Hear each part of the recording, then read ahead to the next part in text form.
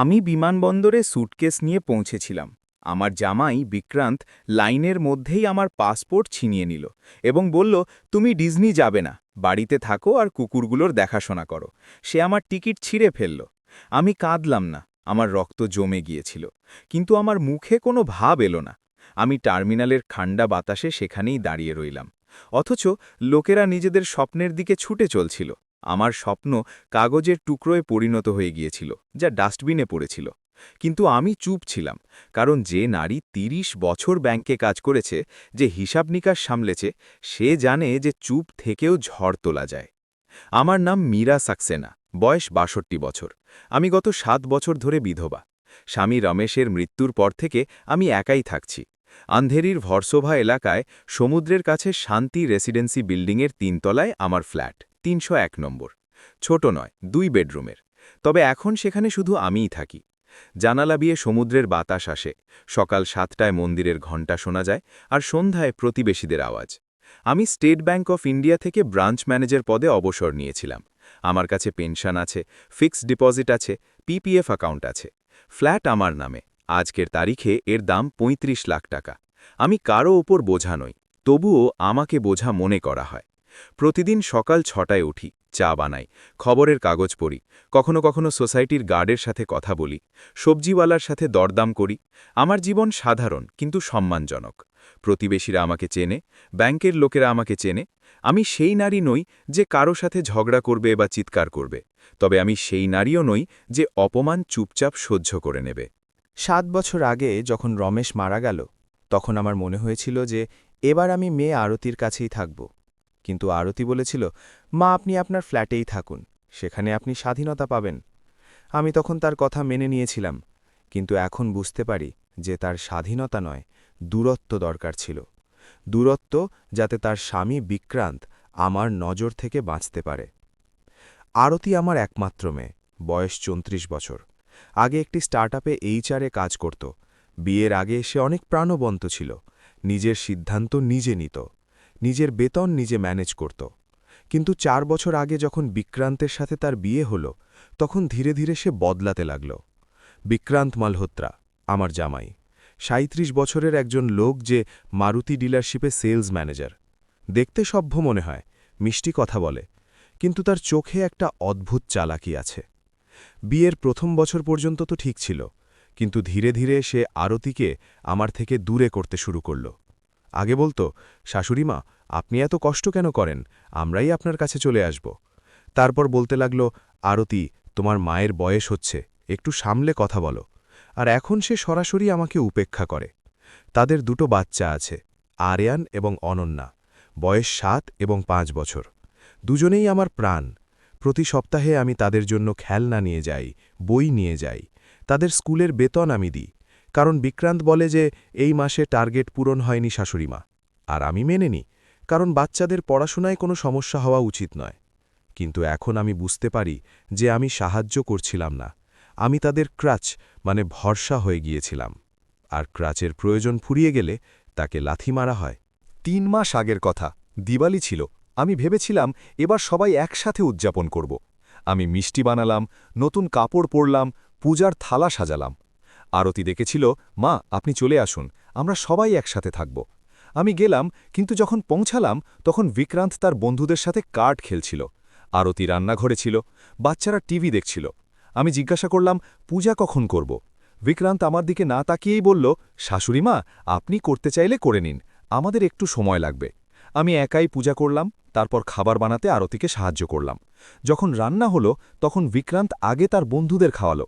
আমাকে বলল, আপনি বসুন, আমরা খেয়ে নিই, তারপর আপনাকে দিচ্ছি। আমি রান্নাঘরেই বসে রইলাম। আরতি কিছু বলল না, শুধু আমার দিকে তাকালো আর তারপর নজর নামিয়ে নিল। সেদিনই আমি বুঝে গিয়েছিলাম যে আমি আমার মেয়েকে হারিয়ে ফেলেছি। সে আর সেই আরতি নেই যে আমার পাশে দাঁড়াত।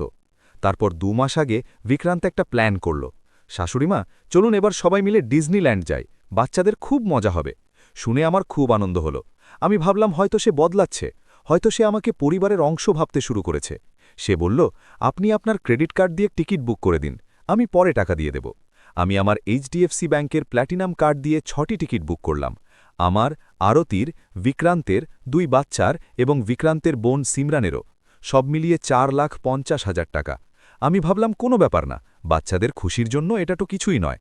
আমি আমার ছোট্ট নোটবুক বের করলাম, সেই বাদামি রঙের চামড়ার ডায়েরিটা যেটা আমি সব সময় আমার ব্যাগে রাখি, আর সব প্ল্যান লিখতে শুরু করলাম। কোন দিন কোন রাইডে যাব, কোথায় খাবো, বাচ্চাদের জন্য কি জামাকাপড় লাগবে। আমি নতুন অর্থোপেডিক জুতো কিনলাম যাতে হাঁটতে কষ্ট না হয়। আমি মেরুন রঙের একটা নতুন স্যুটকেস কিনলাম। আমার মনে হয়েছিল এই সফর আমার জীবনের সবচেয়ে সুন্দর মুহূর্ত হবে। কিন্তু বিমানবন্দরে যা হলো তা আমার জীবনের সবচেয়ে বড় ধাক্কা ছিল। সকাল 5টায় আমরা সবাই বিমানবন্দরে পৌঁছলাম, ছত্রপতি শিবাজী মহারাজ ইন্টারন্যাশনাল এয়ারপোর্ট টার্মিনাল 2। আমি আমার স্যুটকেস নিয়ে নিজের ডায়েরি ব্যাগে নিয়ে খুব উৎসাহের সাথে পৌঁছেছিলাম। বাচ্চারা ঘুমাচ্ছিল, আরতি চুপ ছিল, বিক্রান্ত ফোনে কারো সাথে তর্ক করছিল। আমরা লাইনে দাঁড়িয়ে চেক ইনের অপেক্ষা করলাম। আমি সবার পাসপোর্ট আমার কাছে রেখেছিলাম, কারণ আরতি ভুলে যায় আর বিক্রান্ত অসতর্ক। যখন আমাদের পালা আসতে চলল, তখনই বিক্রান্ত ঘুরে আমার দিকে তাকালো। তার চোখে সেই ঠান্ডা কঠোর ভাবটা ছিল। সে হাত বাড়িয়ে বলল, পাসপোর্ট দিন শাশুড়িমা। আমি ভাবলাম হয়তো সে কাউন্টারে দেখানোর জন্য চাইছে। আমি সব পাসপোর্ট তাকে দিয়ে দিলাম। সে একটা একটা করে দেখল, আর তারপর আমার পাসপোর্টটা আলাদা করে দিল। তারপর সে এমন একটা কথা বলল যা আমার আত্মা পর্যন্ত কাঁপিয়ে দিল। আপনি যাচ্ছেন না শাশুড়িমা, বাড়িতে থাকুন আর ব্রুনো ও সিম্বার দেখাশোনা করুন। তাদের কেয়ারটেকার কাল রাতে ক্যান্সেল করে দিয়েছে, আর আমি আমার গোল্ডেন রিট্রিভারদের একা ছাড়তে পারব না, ওরা খুব দামি। আমি স্তব্ধ হয়ে গেলাম, আমার মুখ দিয়ে কোনো শব্দ বেরোল না। আমি আরতির দিকে তাকালাম, সে বাচ্চাদের সামলাচ্ছিল, আমার দিকে ফিরেও তাকালো না। আমি বললাম, কিন্তু বিক্রান্ত, আমার টিকিট, আমার প্ল্যান, আমি সব পেমেন্ট করেছি। সে আমার কথার মাঝখানেই বাধা দিয়ে বলল, শাশুড়িমা, আপনি বৃদ্ধ হয়েছেন, এত দূরের যাত্রা আপনার জন্য কঠিন হবে, আপনি অসুস্থ হয়ে পড়লে সবার ছুটি নষ্ট হবে। আমি আমার প্রিন্ট করা বোর্ডিং পাস বের করলাম। আমি বললাম, কিন্তু আমার টিকিট তো আছে। আর তখনই সেটা ঘটল। বিক্রান্ত আমার হাত থেকে কাগজটা ছিনিয়ে নিল। সে সেটা দুটুকরো করে ছিঁড়ে ফেলল, বারকোড ছিঁড়ল, আমার নাম ছিঁড়ল। আমার আশা ছিঁড়ে গেল। সে সেই টুকরোগুলো কাছের ডাস্টবিনে ফেলে দিল, আর নিজের হাত এমনভাবে ঝাড়ল যেন কোনো নোংরা জিনিস ছুঁয়েছে। সে বলল, এবার আপনি ট্যাক্সি নিয়ে বাড়ি যান, চাবি ওখানেই আছে যেখানে সবসময় থাকে। আর হ্যাঁ, কায়েসারকে তার স্পেশাল খাবার দিতে ভুলবেন না। সে ঘুরে দাঁড়াল এবং বাচ্চাদের আদর করতে লাগল। বাচ্চারা জিজ্ঞাসা করল, ঠাম্মি আসছে না? বিক্রান্ত বলল, না বেটা, ঠাম্মির শরীর ভালো নেই। আমি ওখানেই দাঁড়িয়ে রইলাম। লোকেরা আমাদের দেখছিল, কারোর কারোর দয়া হচ্ছিল। আমি কাঁদলাম না। ৬২ বছর বয়সে আমি অনেক কিছু দেখেছি, অনেক কিছু সহ্য করেছি। স্বামীকে হারিয়েছি, চাকরির অনেক কষ্ট সয়েছি। আমি ওই লোকটাকে আমার চোখের জল দেখার সুযোগ দেব না। আমি দীর্ঘশ্বাস নিলাম। বিমানবন্দরের ঠান্ডা বাতাস, পোড়া কফির গন্ধ আর ডিউটি ফ্রি শপের পারফিউমের সুবাস আমার নাকে এসে লাগল। আমার মস্তিষ্ক, যা প্রথমে ধাক্কায় অবশ হয়ে গিয়েছিল, এখন ধীরে ধীরে পরিষ্কার হতে লাগল। আমার মনে পড়ে গেল আমি কে। আমি সেই শাশুড়ি নই যে বেচারি হয়ে কোনায় বসে থাকবে। আমি মীরা সাক্সেনা। যে নারী ৩০ বছর ব্যাংকের হিসেব নিকাশ করেছে, সে জানে যে প্রতিটি লেনদেনের হিসেব হয়। আমি লাইনের দিকে তাকালাম। বিক্রান্ত আর আরতি কাউন্টারের দিকে এগোচ্ছিল, হাসছিল। তারা ভাবছিল যে আমি হয়তো এখন বিমানবন্দর থেকে বেরিয়ে যাচ্ছি, ট্যাক্সি খুঁজছি, হেরে মেনে নিয়েছি। কিন্তু তারা জানত না যে এই লড়াইয়ের কেবল শুরু হয়েছে। আমি আমার ব্যাগ খুললাম, ডায়েরিটা বের করলাম। প্রথম পাতায় আমি সব বুকিংয়ের বিস্তারিত লিখেছিলাম, কনফার্মেশন নম্বর, হোটেলের নাম, আর সবচেয়ে জরুরি জিনিস, আমার ক্রেডিট কার্ডের ডিটেলস। আমার কার্ড, আমার অ্যাকাউন্ট, আমার টাকা। বিক্রান্তের কাছে অ্যাডিশনাল কার্ড ছিল, কিন্তু মূল কার্ড হোল্ডার ছিলাম আমি। একটা ঠান্ডা ধাতুর মতো শান্ত ভাব আমার বুকে বসে গেল। এটা রাগ ছিল না, রাগ তো গরম হয়। এটা ছিল ন্যায় বিচার। এটা হিসাব মেটানোর সময় ছিল। আমি আমার কোট ঠিক করলাম, থুতনি উঁচু করলাম, আর তারপর এক্সিটের দিকে যাওয়ার বদলে কাস্টমার কেয়ার কাউন্টারের দিকে এগোলাম। নমস্তে, আমি কাউন্টারে বসা মেয়েটিকে বললাম। সে যুবতী ছিল, চুল শক্ত করে খোপা করা। আমি মীরা সাক্সেনা, আমাকে আমার একটা বুকিং ক্যান্সেল করাতে হবে। মেয়েটি আমার দিকে তাকালো। বলুন ম্যাডাম। আমি খুব পরিষ্কারভাবে কোনো ইতস্তত না করেই বললাম, আমার নামে আর আমার কার্ডে যে বুকিং আছে, আমাকে পুরো বুকিং ক্যান্সেল করতে হবে। মেয়েটি কম্পিউটারে টাইপ করল, ম্যাডাম, এখানে ৬ জন প্যাসেঞ্জার আছেন, আপনি কি শুধু নিজেরটা ক্যান্সেল করতে চান? আমি চেক ইন লাইনের দিকে তাকালাম। বিক্রান্ত এখন মাত্র দুজনের পেছনে ছিল। সে হাসছিল, নিজের ছেলেকে সুরসুরি দিচ্ছিল। সে জানতও না যে ২০ মিটার দূরে তার ভাগ্য লেখা হচ্ছে। আমার তার কথাগুলো মনে পড়ল। আপনি যাচ্ছেন না? আমার আরতির নীরবতা মনে পড়ল। আমার সেই কুকুরগুলোর কথা মনে পড়ল যাদের জন্য আমাকে বাড়ি পাঠানো হচ্ছিল। না, আমি বললাম, আর প্রতিটি শব্দের সাথে আমি আমার হারানো সম্মান ফিরে পাচ্ছিলাম। সব ৬টি টিকিট ক্যান্সেল করে দিন, আর হোটেল ও রেস্তোরাঁর বুকিংও। সব কিছু। আমার রিফান্ড বা ক্রেডিট চাই, নিয়ম অনুযায়ী যা পাওয়া যায়। মেয়েটির চোখ বড় বড় হয়ে গেল। সে বলল, ম্যাডাম, আমি যদি এখন এটা করি তবে টিকিটগুলো সাথে সাথে ইনভ্যালিড হয়ে যাবে। যদি আপনার পরিবারের লোকেরা চেক ইন করার চেষ্টা করে তবে। আমি জানি। আমি তাকে মাঝখানেই থামালাম। আমার হাত কাঁপছিল না। এগিয়ে যান। কিবোর্ডে টাইপ করার আওয়াজ আমার কানে সঙ্গীতের মতো লাগল। হয়ে গেছে ম্যাডাম, বুকিং ক্যান্সেল করে দেওয়া হয়েছে, সিস্টেমে আপডেট হয়ে গেছে। ধন্যবাদ বেটি, তুমি খুব দুঃখ। আমি ধীরে ধীরে ঘুরলাম। আমি সেখান থেকে গেলাম না। আমি যেতে চাইছিলাম না। আমাকে দেখতে হবে। আমি লোহার বেঞ্চে বসে পড়লাম, পা ক্রস করে বসলাম আর নিজের ডায়েরিটা খুললাম। আমি সেই যাত্রার পরিকল্পনাটা, যেটা আমি এত ভালোবেসে বানিয়েছিলাম, একটা গাঢ় কালো লাইন দিয়ে কেটে দিলাম। দূর থেকে দেখলাম এয়ারলাইনের কর্মকর্তা বিক্রান্তকে ডাকছেন। আমি দেখলাম সে পাসপোর্টগুলো দিল। আমি দেখলাম সে হাসছে, আর তারপর আমি দেখলাম সেই হাসি উধাও হয়ে গেল। কর্মকর্তা ভ্রু কুচকালেন এবং দ্রুত টাইপ করতে লাগলেন। বিক্রান্ত কাউন্টারে ঝুঁকে পড়ল। আরতি চিন্তিত হয়ে কাছে এলো। কর্মকর্তা মাথা নাড়লেন। বিক্রান্ত কাউন্টারে থাবা মারল। আমি নিজের জায়গায় শান্ত হয়ে বসে রইলাম। আমি জানতাম তারা কি খুঁজছে। তারা এটা খুঁজছে যে আসল দুনিয়ায় আপনি সেই মানুষের অপমান করতে পারেন না যে আপনার পকেট ভরে। বিক্রান্ত ঘুরে আমাকে খুঁজল। তার চোখ পুরো টার্মিনালে ঘুরল, আর তারপর আমার ওপর এসে থামল। আমি নজর সরালাম না। আমি তাকে ঠিক সেভাবেই দেখলাম যেভাবে সে আমার টিকিট ছিঁড়েছিল। আমি আমার হাত সামান্য ওপরে তুললাম, নমস্তের জন্য নয়, বরং একটা ইশারার জন্য, যেভাবে কোনো অযোগ্য কর্মচারীকে বিদায় করা হয়। নাটক তো সবে শুরু হয়েছিল। যদি আপনাদের এই গল্পটি পছন্দ হয়ে থাকে তবে প্লিজ লাইক করুন, চ্যানেলটি সাবস্ক্রাইব করুন, আর কমেন্টে জানান যে আপনি কোন শহর থেকে এই ভিডিওটি দেখছেন। আপনি কি কখনো এমন পরিস্থিতির সম্মুখীন হয়েছেন যেখানে আপনাকে আপনার সম্মানের জন্য রুখে দাঁড়াতে হয়েছে? আমাকে জানান। আমি আপনাদের সব কমেন্ট পড়ি। বিক্রান্তের আমার দিকে আসাটা ঝড়ের মতো ছিল। তার পায়ের আওয়াজ এয়ারপোর্টে চকচকে মেঝেতে প্রতিধ্বনিত হচ্ছিল। তার মুখ লাল হয়ে গিয়েছিল, রাগে নয়, বরং লজ্জা এবং ভয়ের মিশ্রণে। লোকেরা তাকে দেখছিল। আরতি তার পেছন পেছন ছুটে আসছিল। বাচ্চারা কাঁদছিল। কিন্তু আমি আমার জায়গায় বসে রইলাম, পিঠ সোজা, হাত ডায়েরির ওপর রাখা। আমি ভয় পাইনি। কি করেছ তুমি আলতাগ্রেসিয়া? সে চিৎকার করল। সে আমার আসল নামটাও ভুল বলল। এসব কি আর কি? এজেন্ট বলছে সব টিকিট ক্যান্সেল হয়ে গেছে। আমি মানসিকভাবে আমার চায়ের শেষ চুমুক নিলাম এবং বললাম, কোনো ইয়ার্কি নয় বিক্রান্ত, আমি শুধু আমার বিনিয়োগ তুলে নিয়েছি। তুমি পাগল হয়ে গেছ? সে হাত বাতাসে নাড়ল। আমার বাচ্চারা কাঁদছে, এসব তোমার জন্য হচ্ছে। আমি তার চোখে তাকালাম। না বিক্রান্ত, তোমার বাচ্চারা এজন্য কাঁদছে কারণ তাদের বাবা তাদের ঠাম্মির অপমান করেছে। আর টিকিটের কথা যদি বলো, ওগুলো আমার টাকায় কেনা হয়েছিল। তুমি শুধু একজন অতিথি ছিলে যে খারাপ আচরণ করেছে। সে আমার হাত ধরার চেষ্টা করল। দুজন নিরাপত্তারক্ষী সাথে সাথে চলে এলো। বিমানবন্দরে চিৎকার করা আর আক্রমণাত্মক হওয়া সবচেয়ে বড় ভুল। সব ঠিক আছে তো ম্যাডাম? একজন গার্ড জিজ্ঞাসা করল।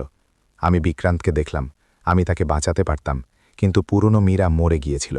না অফিসার, এই লোকটা আমার কাছে টাকা চাইছে আর আমাকে হুমকি দিচ্ছে।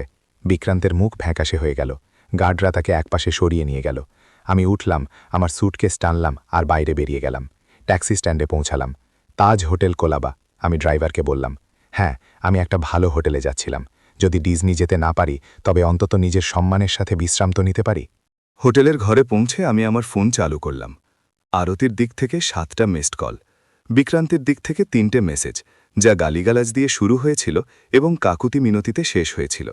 আমি ফোন বন্ধ করে দিলাম। আমি আমার ডায়েরি খুললাম আর একটা নতুন পাতা শুরু করলাম। আমাকে আমার সম্পত্তির হিসাব করতে হবে। গত 5 বছর ধরে আমি তাদের টাকা দিচ্ছিলাম। তাদের বাড়ির ভাড়া, বাচ্চাদের স্কুলের বেতন, গাড়ির ইএমআই, এমনকি তাদের মাসিক কেনাকাটাও। আমি সবকিছু লিখে ফেললাম, যা তারা ভাবত তাদের, আর যা আসলে আমার ছিল। পরের কয়েকটা দিন আমি হোটেলেই রইলাম। আমি স্পাতে মাসাজ বুক করলাম, ভালো রেস্তোরাঁয় খেলাম, আর সবচেয়ে জরুরি, আমি আমার ব্যাংক ম্যানেজার রাজেশ খান্ডেলওয়ালকে ফোন করলাম। রাজেশজি, আমাকে আমার ক্রেডিট কার্ডের ব্যাপারে কথা বলতে হবে। নিশ্চয়ই মীরাজি, কোনো সমস্যা হয়েছে? হ্যাঁ, আমার জামাইয়ের নামে যে অ্যাডিশনাল কার্ড আছে সেটা এখনই ব্লক করে দিন, অপব্যবহার হচ্ছে। বুঝেছি। আর কিছু? হ্যাঁ, আমার গত 6 মাসের সব ট্রানজ্যাকশনের রিপোর্ট চাই, ক্যাটেগরি অনুযায়ী। আর যেসব অটো ডেবিট ওর নামে চলছে, নেটফ্লিক্স, জিম, কার ইন্স্যুরেন্স, সব বন্ধ করে দিন। কিন্তু মীরাজি, এতে তো ওদের সার্ভিস বন্ধ হয়ে যাবে। রাজেশজি, ঠিক এটাই তো চাই। পরের দিন আমি আরতির দিক থেকে একটা মেসেজ পেলাম। মা, আমরা অনেক কষ্টে বাড়ি পৌঁছেছি। বিক্রান্তের কার্ডগুলোও কাজ করছিল না। আমাদের বাসে করে আসতে হয়েছে। বাচ্চারা খুব ক্লান্ত। প্লিজ উত্তর দাও। আমি উত্তর দিলাম না। 2 দিন পর আরেকটা মেসেজ এলো। মা, কিছু অদ্ভুত ব্যাপার ঘটছে। বাড়ির ইন্টারনেট বন্ধ হয়ে গেছে। বিক্রান্ত বলছে যে কেউ বিল পেমেন্ট করেনি। আমি হাসতে হাসতে ভাবলাম, একদম ঠিক, কারণ ওই বিল আমার অ্যাকাউন্ট থেকে অটোপে হতো, আর এখন আর হয় না। 3য় দিন রাজেশ ফোন করল। মীরাজি, একটা কথা জানাতে চাইছিলাম। আপনার জামাই আজ সকালে ব্রাঞ্চে এসে খুব হাঙ্গামা করেছে। ও বলেছে যে ওর কার্ড নাকি ভুল করে ব্লক হয়ে গেছে। আর আপনি কি বললেন? আমি বললাম যে প্রাইমারি কার্ড হোল্ডারের রিকোয়েস্টে সিকিউরিটি রিজনসের জন্য এই অ্যাকশন নেওয়া হয়েছে। পারফেক্ট। 4র্থ দিন আমি বুঝতে পারলাম যে বিক্রান্ত চুপ করে বসে থাকবে না। ওর টাকার দরকার হবে। আর যখন দরকার হবে তখনও আমার সবচেয়ে বড় দুর্বলতাকে নিশানা করবে, বাড়িটা। ওই বাড়ি যেখানে আরতি আর বাচ্চারা থাকে, সেটা আসলে আমার নামে ছিল না। সেটা আরতির নামে ছিল, কিন্তু ডাউন পেমেন্ট আমিই দিয়েছিলাম। আমিই হোম লোনের গ্যারান্টার ছিলাম। আর সবচেয়ে জরুরি কথা, আমি আরতিকে দিয়ে একটা মিউচুয়াল লোন এগ্রিমেন্ট সাইন করিয়েছিলাম যখন বাড়িটা কেনা হয়েছিল। এটা একটা আইনি দলিল ছিল, যেখানে লেখা ছিল যে আমি পুরো টাকাটা লোন হিসাবে দিয়েছি, এবং যদি তারা টাকা ফেরত না দেয় বা পারিবারিক অসম্মান করে, তবে আমি বাড়ির ওপর ক্লেম করতে পারি। সেই সময় আরতি না পড়েই সাইন করে দিয়েছিল, কারণ ওর ভরসা ছিল। আরও ঠিকই করেছিল, কারণ আমি ওকে বিক্রান্তের হাত থেকে বাঁচাচ্ছিলাম। আমি আমার আইনজীবী অ্যাডভোকেট দেশমুখকে ফোন করলাম। দেশমুখজি, আমাকে কাল সকালে আপনার সাথে দেখা করতে হবে। সমস্ত প্রপার্টি পেপার্স নিয়ে আসবেন, আর ওই মিউচুয়াল লোন এগ্রিমেন্টটাও। পরের দিন আমি ওনার অফিসে গেলাম, চার্চকেপে একটা পুরনো বিল্ডিংয়ের 3 তলায়। দেশমুখজি 55 বছরের একজন অভিজ্ঞ আইনজীবী ছিলেন। মীরাজি, আমি সব বুঝতে পেরেছি। আপনি যা করছেন একদম আইনি, কিন্তু আপনি কি এর জন্য প্রস্তুত? আরতি আপনার মেয়ে। দেশমুখজি, আমি আমার মেয়েকেই বাঁচাচ্ছি। আমি যদি এখনই পদক্ষেপ না নিই, তবে বিক্রান্তকে পুরোপুরি ধ্বংস করে দেবে, আর আমি সেটা হতে দেব না। ঠিক আছে, তাহলে আমরা একটা নোটিশ পাঠাচ্ছি, ক্লেম অফ ডেপ্ট। আর ওরা যদি পেমেন্ট না করে, তবে আপনি বাড়ির ওপর পুরো আইনি অধিকার পেয়ে যাবেন। পারফেক্ট। সেই সন্ধ্যায় আমি হোটেলে ফিরলাম, আর জানালা দিয়ে বাইরে তাকালাম। মুম্বাইয়ের আলো মিটমিট করছিল। আমার আরতির কথা মনে পড়ল। ছোট্ট আরতি, যে আমার সাথে রান্নাঘরে দাঁড়িয়ে রুটি বানানো শিখত। কিন্তু সে আরতি আর নেই। এখন সে এমন এক নারীতে পরিণত হয়েছে যে নিজের মায়ের অপমানে চুপ থাকতে পারে। আমাকে তাকে ফিরিয়ে আনতে হবে, আর এর জন্য আমাকে কঠোর হতে হবে। পরের সপ্তাহে আমি আরেকটা মেসেজ পেলাম। মা, বাড়ির এসিও বন্ধ হয়ে গেছে, খুব গরম। বিক্রান্ত বলছে যে এসব তোমার চক্রান্ত। আমি উত্তর দিলাম, প্রথমবার। মারে, এসির বিলটাও আমিই দিতাম, এখন আর দিচ্ছি না। যদি তোমার ঠান্ডা লাগে, তবে তোমার স্বামীকে বলো কাজ করতে। আরতি সাথে সাথে ফোন করল। আমি ধরলাম। মা, এসব কি হচ্ছে? তুমি কি আমাদের ঘৃণা করতে শুরু করেছ? ঘৃণা নয় আরতি, ভালোবাসা, আসল ভালোবাসা, যা শেখায়, যা সীমা নির্ধারণ করে দেয়। কিন্তু বাচ্চারা কষ্ট পাচ্ছে। বাচ্চারা ঠিক আছে, ওদের বই আছে, খেলনা আছে। ওদের কাছে শুধু সেটাই নেই যেটা সবচেয়ে বেশি জরুরি, সৎ বাবা মা। 2 দিন পর বিক্রান্ত নিজে ফোন করল। শাশুড়িমা, আমি ক্ষমা চাইছি, ভুল হয়ে গেছে, প্লিজ ফিরে আসুন, সব ঠিক করে নেব। বিক্রান্ত, ক্ষমা শব্দ দিয়ে নয়, কর্ম দিয়ে চাইতে হয়। তুমি আমার টিকিট ছিঁড়েছ, এখন আমি তোমার জীবন থেকে আমার সাহায্য ছিনে ফেলছি। দেখি তুমি কিভাবে ম্যানেজ করো। আপনি আমাদের ধ্বংস করে দেবেন? না, আমি তোমাকে আসল রূপ দেখাচ্ছি। আমি ফোন কেটে দিলাম। সেই রাতে আমার খুব ভালো ঘুম হলো, কয়েক সপ্তাহের মধ্যে প্রথমবার। পরের দিন রাজেশ আবার ফোন করল। মীরাজি, আরও একটা কথা জানাতে চাইছিলাম। আপনার জামাই আজ গুজমান নামের একজনের সাথে দেখা করার কথা বলছিল। সে একজন মানি লেন্ডার, সুদখোর, খুব বিপজ্জনক লোক। আমার বুক কেঁপে উঠল। গুজমান, এই নামটা আমি আগেও শুনেছি। সে চড়া সুদে মানুষকে টাকা ধার দেয়, আর তারপর তাদের সম্পত্তি আত্মসাৎ করে নেয়। বিক্রান্ত যদি ওর কাছে যায়, তবে সে বাড়িটাকে বন্ধক রাখার চেষ্টা করবে। রাজেশজি, ধন্যবাদ, এই তথ্যটা খুব জরুরি ছিল। আমি সাথে সাথে দেশমুখজিকে ফোন করলাম। দেশমুখজি, কাল সকালের মধ্যে নোটিশ পাঠিয়ে দিন, আর রেজিস্ট্রার অফিসে একটা নোট রেকর্ড করে দিন যে ওই প্রপার্টির ওপর আমার ক্লেম আছে।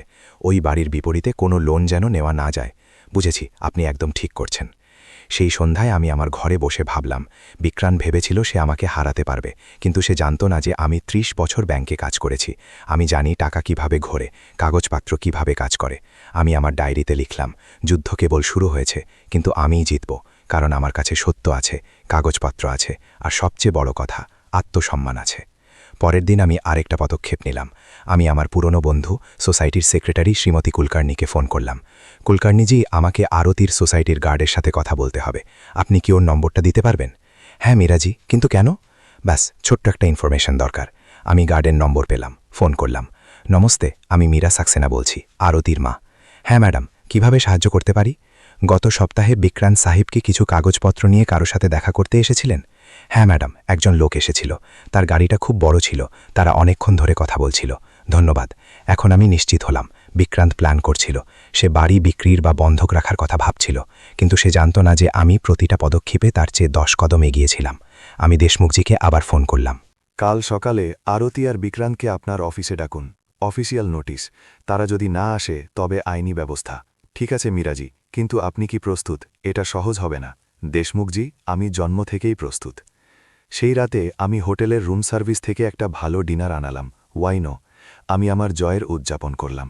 যুদ্ধ এখনও শেষ হয়নি, কিন্তু আমি জানতাম যে আমি সঠিক পথ বেছে নিয়েছি। আমি জানালা দিয়ে বাইরে তাকালাম। মুম্বাইয়ের রাতগুলো খুব সুন্দর হয়, আর আমি মুক্ত অনুভব করছিলাম, কয়েক বছরের মধ্যে প্রথমবার। পরদিন সকালে আমি দেশমুখজির অফিসে পৌঁছালাম, ঠিক 9টায়। আমি সবসময় সময়ের ব্যাপারে খুব নিয়মনিষ্ঠ। অফিসে কাঠের পলিশের। বিক্রান্ত চেয়ার ছেড়ে উঠল। সে একবার আমার দিকে তাকাল। তার চোখে ঘৃণা ছিল। আপনি জিতে গেলেন শাশুড়িমা, কিন্তু এটা ভাববেন না যে আমি ভুলে যাব। আমি শান্তভাবে বললাম, বিক্রান্ত, আমি জিতিনি। আমি শুধু নিজের সম্মান ফিরে পেয়েছি। আর তোমার ভুলে যাওয়ার দরকার নেই, তোমার শেখার দরকার আছে। বিক্রান্ত কিছু না বলে ক্যাফে থেকে বেরিয়ে গেল। আরতি সেখানেই বসে কাঁদতে থাকল। আমি তার কাছে গেলাম এবং তার কাঁধে হাত রাখলাম। বেটি, কেঁদো না, যা হয়েছে সঠিক হয়েছে। কিন্তু মা, আমার সংসার ভেঙে গেল। না বেটি, তোমার বিয়ে সেদিনই ভেঙে গিয়েছিল, যেদিন বিক্রান্ত তোমার মায়ের অপমান করেছিল, আর তুমি চুপ ছিলে। আজ শুধু কাগজে সিলমোহর পড়েছে। আরতি আমাকে জড়িয়ে ধরে ফুপিয়ে কেঁদে উঠল।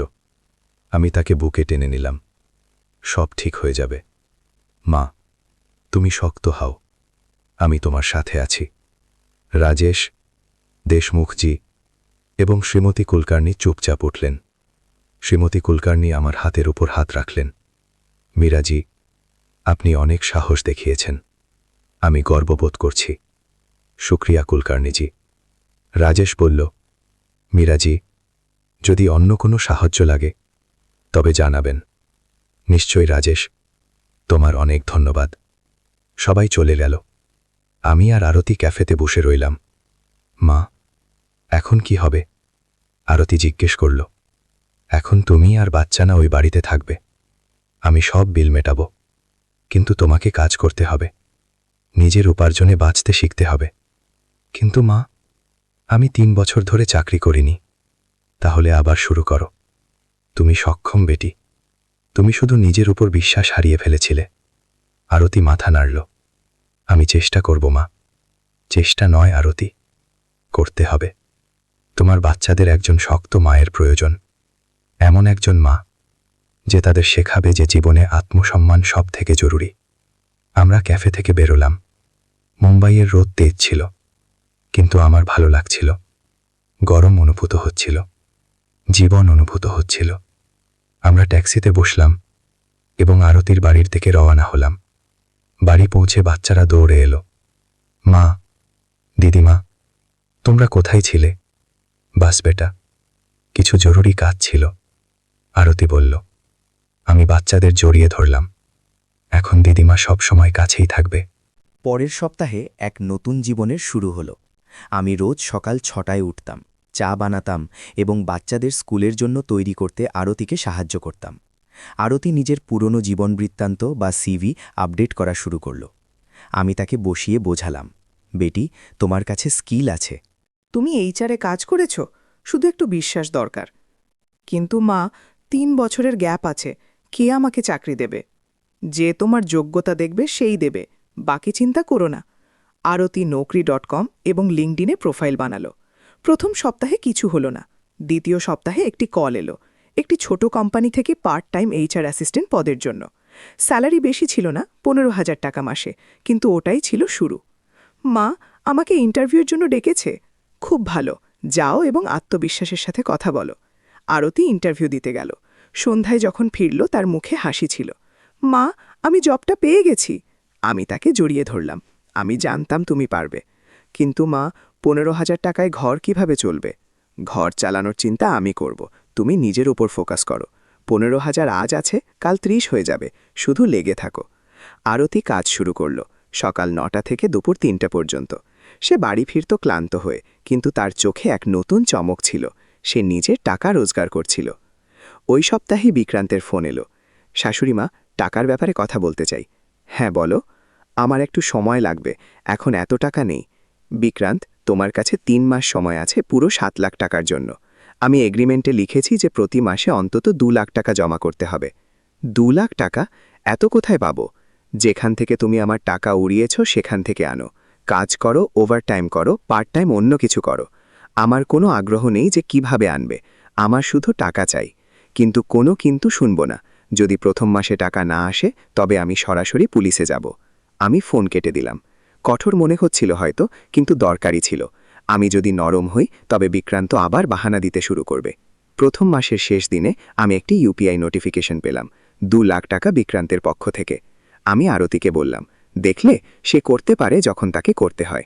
মা, তুমি কি তাকে কোনোদিন ক্ষমা করে দেবে? ক্ষমা করা আর ভুলে যাওয়া দুটো আলাদা জিনিস বেটি। আমি হয়তো একদিন তাকে ক্ষমা করে দেব, কিন্তু কোনোদিন ভুলব না, আর না তাকে আবার নিজের জীবনে আসতে দেব। ওই সপ্তাহেই আমি আমার সব জরুরি নথিপত্র ব্যাংক লকারে রেখে দিলাম। Property papers, FD, mutual funds, PPF সব কিছু। রাজেশ সাহায্য করল। মিরাজি, এখন আপনার সব জিনিস সুরক্ষিত, কেউ এগুলো ছুঁতে পারবে না। শুক্রিয়া রাজেশ, তোমার সাহায্য ছাড়া এটা সম্ভব হতো না। আমি আমার সব ব্যাংক অ্যাকাউন্টে হাই অ্যালার্ট লাগিয়ে দিলাম। 10,000 টাকার ওপরে কোনো ট্রানজ্যাকশন হলে সাথে সাথে SMS এবং কল আসবে। আমি আমার আধার, প্যান কার্ড সব ডকুমেন্টের ফটোকপি একটি আলাদা ফোল্ডারে রাখলাম এবং সবথেকে জরুরি একটি স্প্রেডশিট বানালাম প্রতি মাসের খরচের। কত বিদ্যুৎ বিল এলো, কত জলের, কত গ্রসারিতে খরচ হলো, সব কিছু লিখলাম। মা, তুমি এত কেন নোট করছো? আরতি জিজ্ঞেস করল। কারণ বেটি, যা মাপা হয় না তা শুধরানো যায় না। আমার জানা উচিত আমার টাকা কোথায় যাচ্ছে। দ্বিতীয় মাসে আরতির স্যালারি এলো, প্রথমবার নিজের উপার্জন। সে আমাকে দেখালো। 15,000 টাকা মা, আমার এত আনন্দ হচ্ছে।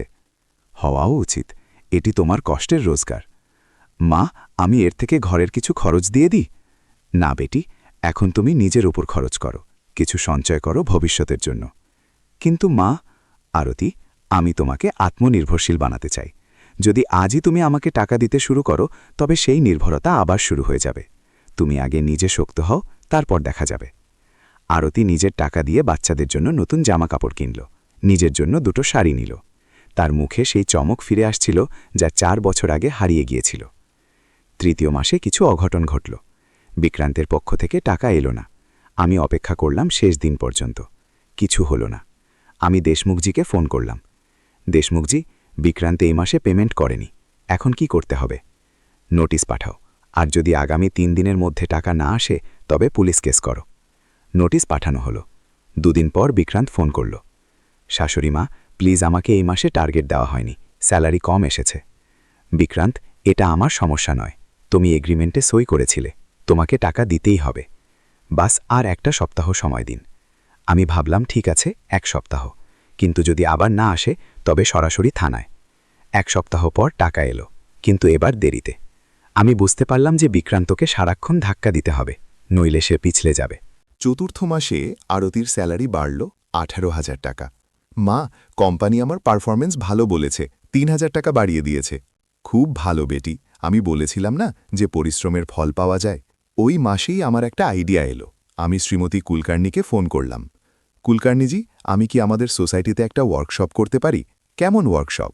ফাইন্যান্সিয়াল সিকিউরিটি বা আর্থিক নিরাপত্তা সম্পর্কে, বিশেষ করে বয়স্কদের জন্য। কিভাবে নিজের টাকা এবং নথিপত্র সুরক্ষিত রাখবেন, কিভাবে প্রতারণা থেকে বাঁচবেন। বাহ মিরাজি, খুব ভালো আইডিয়া, আমি RWA মিটিংয়ে প্রস্তাব রাখছি। পরের সপ্তাহে অনুমতি মিলে গেল।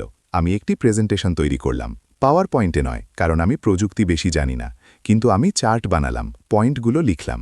ওয়ার্কশপের দিন এলো। সোসাইটির কমিউনিটি হলে 20 জন এলেন, বেশিরভাগই বয়স্ক। আমি শুরু করলাম, নমস্কার, আমি মীরা সাক্সেনা। আমি 30 বছর ব্যাংকে কাজ করেছি। আজ আমি আপনাদের বলতে চাই কিভাবে নিজের কষ্টের রোজগার সুরক্ষিত রাখবেন। আমি নিজের গল্প শেয়ার করলাম।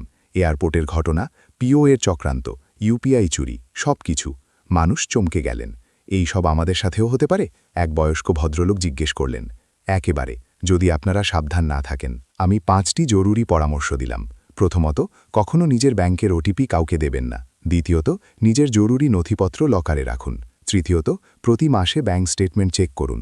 চতুর্থত, নিজের আধার এবং প্যান লিঙ্ক করুন, কিন্তু প্রতি 3 মাসে চেক করুন কোনো অজানা ইউপিআই তৈরি হয়েছে কিনা। পঞ্চমত, পরিবারের ওপর ভরসা করুন, কিন্তু অন্ধবিশ্বাস নয়। ট্রাস্ট বাট ভেরিফাই, আমি বললাম। মানুষ হাততালি দিলেন। ওয়ার্কশপের পর অনেক মানুষ আমার কাছে এলেন। মীরাজি, আপনি আমাদের চোখ খুলে দিলেন। মীরাজি, আপনি কি প্রতি মাসে এমন ওয়ার্কশপ করতে পারেন? আমার ভালো লাগলো। আমার মনে হলো যে আমি কিছু উপকারী কাজ করছি। পরের কয়েক মাস এভাবেই কাটল। আরতি কাজল উন্নতি করতে থাকল। 6ষ্ঠ মাসে তার স্যালারি 22,000 টাকা হলো। বাচ্চারা স্কুলে ভালো করছিল। বিক্রান্ত প্রতি মাসে টাকা পাঠিয়ে যেতে থাকল। কখনো সময়ে, কখনো দেরিতে, কিন্তু পাঠাতো। সে বাচ্চাদের সাথে প্রতি 2 সপ্তাহে দেখা করার অনুমতি পেয়েছিল। সে পার্কে আসত, তাদের সাথে 2 ঘন্টা কাটাতো এবং চলে যেত। বাচ্চারা জিজ্ঞেস করা বন্ধ করে দিল যে বাবা কেন বাড়ি আসে না। তারা নতুন স্বাভাবিক অবস্থাকে মেনে নিয়েছিল। একদিন আরিয়ান আমাকে জিজ্ঞেস করল, দিদিমা, বাবা আর মায়ের কি আবার বিয়ে হয়ে যাবে? আমি তাকে কোলে বসিয়ে বললাম, বেটা, কিছু জিনিস ভেঙে যায় এবং সেগুলোকে জোড়া দেওয়া সঠিক হয় না, কিন্তু তার মানে এই নয় যে ভালোবাসা শেষ হয়ে গেছে। তোমার বাবা তোমাকে ভালোবাসে, তোমার মা তোমাকে ভালোবাসে, এবং আমি তোমাকে ভালোবাসি। ব্যাস, এটুকুই যথেষ্ট। ঠিক আছে দিদিমা। 8ম মাসে আরতি এক বড় পদক্ষেপ নিল। সে ডিভোর্স পেপারে সই করল। মা, আমার মনে হয় এটাই সঠিক। আমি এগিয়ে যেতে চাই। বেটি, আমি তোমার পাশে আছি। মিউচুয়াল কনসেন্টে ডিভোর্স হয়ে গেল। বিক্রান্ত সই করে দিল। বাচ্চাদের কাস্টাডি আরতি পেল। বিক্রান্ত দেখা করার অধিকার পেল। কোর্ট তাকে প্রতি মাসে 15,000 টাকা চাইল্ড সাপোর্ট দেওয়ার আদেশ দিল, এবং ওই 7 লাখ টাকাও ধীরে ধীরে ফেরত আসছিল। 9ম মাস পর্যন্ত 4 লাখ টাকা ফেরত এসেছিল। বাকি 3 লাখের জন্য বিক্রান্ত আরও 6 মাস সময় চাইল। আমি মেনে নিলাম, কিন্তু শর্ত ছিল 1 মাসের দেরি মানেই কেস। সে রাজি হল। 1 বছর পর আমি আমার ব্যালকানিতে বসেছিলাম। সূর্য ডুবছিল, সমুদ্রে ঢেউগুলো ঝিকমিক করছিল। আরতি রান্নাঘরে রান্না করছিল, বাচ্চারা হোমওয়ার্ক করছিল। সবকিছু শান্ত ছিল, স্বাভাবিক। কিন্তু এই স্বাভাবিকতা 1 বছর আগের স্বাভাবিকতার থেকে অনেক আলাদা ছিল। এখন কোনো চিৎকার ছিল না, কোনো উত্তেজনা ছিল না, শুধু শান্তি ছিল। আমি আমার ডায়েরি খুললাম। এক নতুন পাতায় 1 বছর পর শিরোনাম লিখলাম। তারপর লিখলাম, আজ আমি যেখানে আছি সেটা আমি বেছে নিয়েছি। আমি অপমান সহ্য করিনি, আমি লড়াই করেছি, এবং আমি জিতেছি। কিন্তু আসল জয় এটা নয় যে আমি বাড়ি রেখেছি বা টাকা ফেরত নিয়েছি। আসল জয় এটা যে আমি নিজেকে ফিরে পেয়েছি, এবং আমার মেয়েকেও। আমি ডায়েরি বন্ধ করলাম এবং হাসলাম। জীবন ভালো ছিল, এবং সামনে আরও ভালো হতে চলছিল। 2 বছর কেটে গেছে সেই দিনের পর, যেদিন আমার টিকিট ছিঁড়ে ফেলা হয়েছিল। আজ আমি আবার সেই এয়ারপোর্টে দাঁড়িয়ে আছি। ছত্রপতি শিবাজি মহারাজ ইন্টারন্যাশনাল এয়ারপোর্ট, টার্মিনাল 2। কিন্তু এবার আমি একা নই। আমার সাথে আরতি আছে, আরিয়ান আছে, অনন্যা আছে। আর হ্যাঁ, এবার সবার কাছে নিজের নিজের টিকিট আছে, নিজেদের টাকায় কেনা। আরতির স্যালারি এখন 35,000 টাকা। সে একটি ভালো কোম্পানিতে সিনিয়র HR এক্সিকিউটিভ হয়েছে। সে গত 2 বছরে নিজেকে প্রমাণ করেছে। সে সঞ্চয় করেছে, নিজের বাচ্চাদের খেয়াল রেখেছে, এবং আজ সে নিজের টাকায় নিজের এবং বাচ্চাদের টিকিট কিনেছে। গোয়ার জন্য ছোট্ট ট্রিপ, কিন্তু সেটা তার নিজের পরিশ্রমের। মা, আমি এত খুশি, আরতি আমাকে বলল, যখন আমরা চেক ইন লাইনে দাঁড়িয়েছিলাম। আমিও বেটি, এবং আমার তোমার উপর গর্ব হয়। মা, যদি তুমি সেদিন সাহস না দেখাতে, তবে হয়তো আজ আমি এখানে থাকতাম না। আমি তার হাত ধরলাম। বেটি, সাহস প্রত্যেকের মধ্যেই থাকে, শুধু সেটাকে জাগিয়ে তুলতে হয়। আমরা চেক ইন কাউন্টারে পৌঁছলাম, সেই জায়গা যেখানে 2 বছর আগে বিক্রান্ত আমার অপমান করেছিল। আজ সেই স্মৃতিগুলো কষ্ট দেয় না, সেগুলো শেখায়। আমরা আমাদের বোর্ডিং পাস নিলাম, বাচ্চারা উৎসাহিত ছিল। দিদিমা, আমরা সমুদ্রে সাঁতার কাটব। হ্যাঁ বেটা, খুব মজা করব। যখন আমরা সিকিউরিটির দিকে এগোচ্ছিলাম, আমি পিছনে ফিরে তাকালাম। ওই বেঞ্চটা এখনও ওখানেই ছিল, যেখানে আমি বসেছিলাম, যেখানে আমি সিদ্ধান্ত নিয়েছিলাম যে আর নয়। আজ ওই বেঞ্চে অন্য কেউ বসেছিল, হয়তো সেও নিজের কোনো গল্প লিখছিল। আমি মনে মনে প্রার্থনা করলাম, যেই হোক সে যেন নিজের লড়াই লড়ার সাহস পায়। আমরা গোয়া পৌঁছলাম, 3 দিনের ছুটি। বিচের বালিতে বসে আমি আরতির সাথে কথা বললাম। বেটি, বিক্রান্ত আজকাল কেমন আছে? ঠিক আছে মা, সে পুরো 7 লাখ টাকা ফেরত দিয়ে দিয়েছে। গত মাসে শেষ কিস্তি এলো। ভালো। আর হ্যাঁ, সে একটি ছোট কাজ জয়েন করেছে, সেলসের কিছু। সে এখন মাটিতে পা রেখে চলছে, বাস্তবতা বুঝছে। হয়তো সেও শিক্ষা পেয়েছে। মা, তুমি কি কোনোদিন তার সাথে কথা বলবে, মানে সাধারণভাবে? আমি ভাবলাম, হয়তো একদিন, কিন্তু এখন নয়। এখন ক্ষত শুকোচ্ছে, সময় লাগবে। আমরা 3 দিন ওখানে রইলাম, সমুদ্রে স্নান করলাম, খাওয়া দাওয়া করলাম, হাসলাম, এবং আমার মনে হলো এটাই আসল আনন্দ, পরিবারের সাথে কোনো চিন্তা ছাড়া, কোনো ভয় ছাড়া খুশি থাকা। যখন আমরা মুম্বাই ফিরলাম, দেশমুখজির ফোন এলো। মিরাজি, একটি ভালো খবর আছে। বিক্রান্ত নিজের বাড়ির দায়িত্ব সামলে নিয়েছে। সে একটি ছোট ফ্ল্যাট ভাড়া নিয়েছে এবং বাচ্চাদের সাথে নিয়মিত দেখা করছে। ভালো, অন্তত সে নিজের দায়িত্ব বুঝতে পারছে। আর একটা কথা, সে আমাকে বলল যে সে আপনার কাছে ক্ষমা চাইতে চায়, মুখোমুখি। আমি ভাবলাম, এখনই নয় দেশমুখজি, হয়তো কয়েক মাস পর। এখন আমি তৈরি নই। বুঝতে পারছি। মাস কেটে যেতে থাকল। আমি আমার ফাইন্যান্সিয়াল সিকিউরিটি ওয়ার্কশপ চালিয়ে যেতে থাকলাম। এখন অন্য সোসাইটি থেকেও ডাক আসতে শুরু করেছে, মীরাজি, আমাদের সোসাইটিতেও আসুন। আমি হ্যাঁ বলে দিতাম। এটা আমার উদ্দেশ্য হয়ে দাঁড়িয়েছিল, বয়স্কদের, বিশেষ করে বয়স্ক মহিলাদের সচেতন করা। একদিন এক বয়স্ক মহিলা আমার কাছে এলেন। মীরাজি, আমার ছেলে আমার কাছে প্রপার্টি পেপারস চাইছে, বলছে যে সে সুরক্ষিত রাখবে। আমি কি করব? আমি বললাম, আপনি নিজে রাখুন ব্যাংক লকারে। যদি ছেলে সৎ হয় তবে তার কোনো আপত্তি থাকবে না, আর যদি আপত্তি থাকে তবে বুঝে নিন যে কিছু গোলমাল আছে। ওই মহিলা কেঁদে ফেললেন। মীরাজি, আমি ভয় পাচ্ছিলাম যে আমি ভুল ভাবছি, কিন্তু আপনি আমার বিশ্বাস বাড়িয়ে দিলেন। আমার ভালো লাগলো যে আমি কারো সাহায্য করতে পারছি। আরও 1 বছর কেটে গেল। আরতির প্রমোশন হলো, এখন সে টিম লিড হয়েছে, 40,000 টাকা স্যালারি। মা, এখন আমি নিজের বাড়ি নিতে পারি। আমি বললাম, বেটি, বাড়ি তো তোমার কাছে আছেই, যেটাতে তুমি এখন থাকছ, কিন্তু ওটা তো আপনার না আরতি, এখন ওটা তোমার। আমি সিদ্ধান্ত নিয়েছি, আমি ওই বাড়ির পেপারস তোমার নামে ট্রান্সফার করছি, কোনো লোন এগ্রিমেন্ট ছাড়াই, গিফট ডিড হিসেবে। আরতি কেঁদে ফেলল।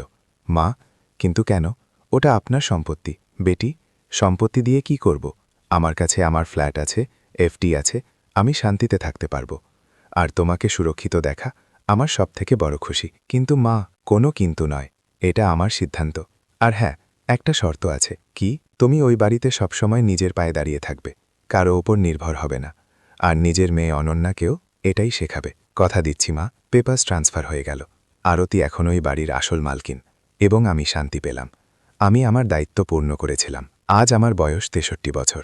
আমার চুল পুরো সাদা হয়ে গেছে, কিন্তু আমার মস্তিষ্ক এখনও সজাগ, আমার শিরদাঁড়া এখনও সোজা, এবং আমার আত্মা এখনও শক্তিশালী। আমি প্রতি মাসে আরতি এবং বাচ্চাদের সাথে দেখা করি। আমরা একসাথে খাই, সিনেমা দেখি, গল্প করি। বিক্রান্তও মাঝে মাঝে বাচ্চাদের সাথে দেখা করতে আসে। সে এখন আগের মতো অহংকারী নেই। সে মাটির বাস্তবতা দেখে নিয়েছে। সে আমার কাছে একবার ক্ষমা চেয়েছিল, 6 মাস আগে। শাশুড়ি মা, আমাকে ক্ষমা করে দিন, আমি অনেক ভুল করেছি। আমি বললাম, বিক্রান্ত, আমি তোমাকে ক্ষমা করছি, কিন্তু ভুলছি না। তুমি নিজের জীবন বাঁচো, নিজের বাচ্চাদের জন্য একজন ভালো বাবা হও, ব্যাস, এটুকুই যথেষ্ট। আজ সন্ধ্যায় আমি আমার ব্যালকনিতে বসে আছি, আমার হাতে চায়ের কাপ, সামনে সমুদ্র। ঢেউয়ের শব্দ আসছে, আমার ডায়েরি আমার কোলে। আমি শেষ পাতাটি খুললাম এবং লিখলাম, জীবনের শিক্ষা। প্রথমত, অপমান কখনো সহ্য করো না, সেটা যার কাছ থেকেই আসুক। নিজের সম্মান সবথেকে আগে। দ্বিতীয়ত, নিজের টাকা এবং নথিপত্র নিজে সামলাও, কারো ওপর অন্ধবিশ্বাস করো না। তৃতীয়ত, আর্থিক স্বাধীনতা সবথেকে বড় শক্তি। আপনি যতই বৃদ্ধ হন না কেন, নিজের টাকার নিয়ন্ত্রণ নিজের হাতে রাখুন। চতুর্থত, যদি কেউ আপনার সুযোগ নেয় তবে তাকে তখনই আটকান, দেরি করা অনেক দামি পড়ে যায়। পঞ্চমত, নিজের মেয়েদের শক্ত করো, তাদের শেখাও যে তারা কারো উপর নির্ভরশীল নয়। ষষ্ঠত, প্রতি মাসে নিজের ব্যাংক স্টেটমেন্ট চেক করো, প্রতিটি ট্রানজ্যাকশনের উপর নজর রাখো। সপ্তমত, যদি কেউ আপনাকে কোনো কাগজে সই করতে বলে তবে আগে পুরোটা পড়ুন, দরকার হলে উকিলকে জিজ্ঞেস করুন, কখনো তাড়াহুড়ো করে সই করবেন না। আর সবথেকে জরুরি, নিজের উপর ভরসা রাখুন। বয়স শুধু একটি সংখ্যা মাত্র, অভিজ্ঞতা এবং সাহসী আসল শক্তি। আমি ডায়েরি বন্ধ করলাম এবং সামনে তাকালাম। সূর্য ডুবছে, আকাশ কমলা এবং গোলাপি রঙের হয়ে গেছে, খুব সুন্দর। আমি ভাবছি 2 বছর আগে যখন আমার টিকিট ছিঁড়ে ফেলা হয়েছিল তখন আমার মনে হয়েছিল যে আমার পৃথিবী শেষ হয়ে গেছে, কিন্তু আসলে সেটা ছিল এক নতুন শুরু। আমি নিজেকে আবার খুঁজে পেয়েছি, আমি আমার মেয়েকে বাঁচিয়েছি, আমি আমার নাতি নাতনিদের এক সুন্দর ভবিষ্যৎ দিয়েছি। আর সবথেকে বড় কথা, আমি এটা প্রমাণ করেছি যে বয়স কোনো বাধা নয়। 62 বছরের একজন মহিলাও লড়তে পারে, জিততে পারে এবং পৃথিবী বদলে দিতে পারে। আমার ফোন বাজল, আরতির মেসেজ, মা, কাল রাতের ডিনার আমাদের এখানে, আমি তোমার পছন্দের ক্ষীর বানাচ্ছি। আমি হাসলাম, নিশ্চয়ই যাব বেটি। আমি কাপ রাখলাম, উঠলাম, নিজের ঘরে গেলাম। আয়নায় নিজেকে দেখলাম, সাদা চুল, বলিরেখা, ক্লান্ত চোখ। কিন্তু ওই চোখে একটা চমক আছে, একটা এমন চমক যা 2 বছর আগে ছিল না। ওটা আত্মবিশ্বাসের চমক, ওটা জয়ের চমক। আমি আমার শাড়ি ঠিক করলাম এবং নিজেকে বললাম, মীরা সাক্সেনা, তুমি ভালো করেছ, তুমি হার মাননি, আর সেই কারণেই আজ তুমি এখানে। আমি জানলার কাছে গেলাম, মুম্বাইয়ের আলো জগমগ করছে। এই শহর কখনো ঘুমায় না এবং আমিও ঘুমাবো না যতক্ষণ আমার মতো আরও মানুষকে জাগিয়ে তোলার কাজ বাকি আছে। আমি আমার পরবর্তী ওয়ার্কশপের প্রস্তুতি নিয়ে ভাবতে থাকলাম। সামনের সপ্তাহে একটি স্কুল ডেকেছে টিচারদের জন্য, কিভাবে নিজেদের ফাইন্যান্স ম্যানেজ করবেন। আমার খুশি লাগছে, আমি কাজ করছি, উদ্দেশ্যপূর্ণ জীবন বাঁচছি, এবং এটাই আসল জয়। 2 বছর আগে বিক্রান্ত আমার টিকিট ছিঁড়ে ফেলেছিল। সে ভেবেছিল যে সে আমাকে হারিয়ে দিয়েছে, কিন্তু সে জানত না যে সে আমাকে জাগিয়ে দিয়েছে। সে আমাকে মনে করিয়ে দিয়েছে যে আমি কে, এবং আজ আমি এখানে, শক্তিশালী, স্বাধীন এবং খুশি। যদি আপনাদের আমার গল্প পছন্দ হয় তবে প্লিজ এই চ্যানেলটিকে সাবস্ক্রাইব করুন, লাইক বাটন টিপুন এবং কমেন্টে আমাকে অবশ্যই জানান যে আপনারা কোন শহর থেকেই ভিডিও দেখছেন। আপনারাও কি কখনো এমন পরিস্থিতির সম্মুখীন হয়েছেন? আপনারাও কি কখনো নিজের সম্মানের জন্য লড়াই করেছেন? আমাকে জানান, আমি আপনাদের প্রতিটি কমেন্টের জবাব দেব। মনে রাখবেন, বয়স শুধু একটি সংখ্যা, আসল শক্তি আপনার ভেতরে। নিজের আওয়াজ তুলুন, নিজের সম্মানের রক্ষা করুন এবং কখনো কাউকে নিজের অপমান করার অনুমতি দেবেন না। সে আপনার নিজের মানুষ হলে আনা।